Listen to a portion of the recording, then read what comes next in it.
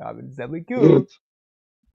But I guess going back to the topic though of Eida and whether or not her Shibai cells would be on her or a part of her. The reason I asked that is because Mamushi, like we were describing earlier, he says that he's interested in Eida's genetic makeup. So, do we think it's specifically Eida that he's after, or is it just generally Shibai cells in general that he really wants?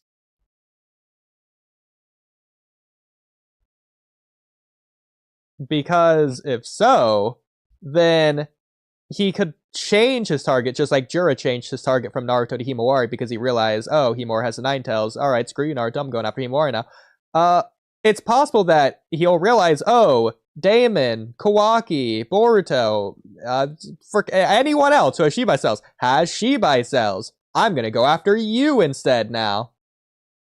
Is that something that we see, or does he have Eida for a target for like other reasons that are more important?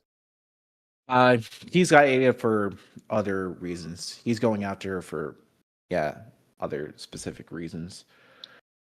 Because there's also the fact that if he absorbs Eida's Shibai cells, is he absorbing Eida's Shibai cells, aka omnipotence, or is he just getting Shibai cells? Like, if Amado implanted Shibai cells, would that do the exact same thing as absorbing Eida's Shibai cells? Would he be if he absorbs Eida Shibai cells? Is a good question. Is there even any guarantee of him awakening any Shinjutsu, let alone omnipotence? He could awaken any other Shinjutsu if it's just Shibai cells. Wouldn't he just get his own? Kind of implied. What's that? Wouldn't he just get like his own new one? Yeah, that's what I'm saying. It's definitely possible. Yeah, if it's not like ingrained to be a part of Eida, then I think so. Yeah. I do think it is. I think the power manifested, like I think he just puts in Shibai cells, like the generic, off the Kirkland brand's Shibai cells. He puts them into his androids, and then whatever power manifests because it was like their particular biology and their personality and whatever their like soul, whatever, like manifested it.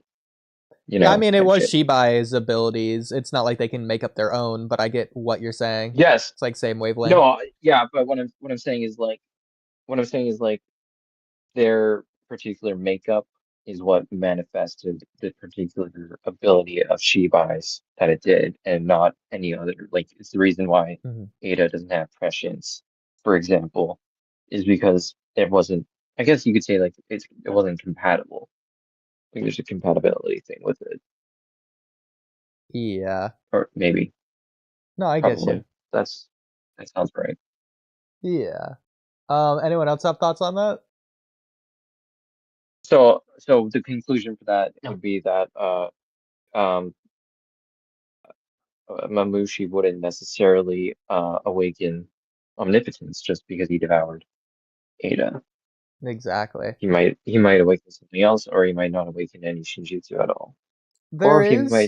He might awaken. There's also the opposite possibility of what you described, to where it's not about the individual, but it's about the cells themselves. So the cells themselves could predetermined have the abilities ingrained into them, or just be ineffective cells in the first place. So it could be that Amado doesn't know what abilities are in each cells, but they already have the abilities in them. So Eida happened to get the omnipotence Shibai cells. And if Amado gave those Shibai cells that he gave to Eida, if he gave them to anyone else instead, they would have awakened omnipotence instead of Eida. If it's like predetermined into the cells themselves. That kind of makes me wonder, like, so like which cell from which organ of Shibai's did Amado give to which person? Like, does Eida have his liver cells and Koji has his spleen cells, type shit? Exactly. We don't even know what Shibai's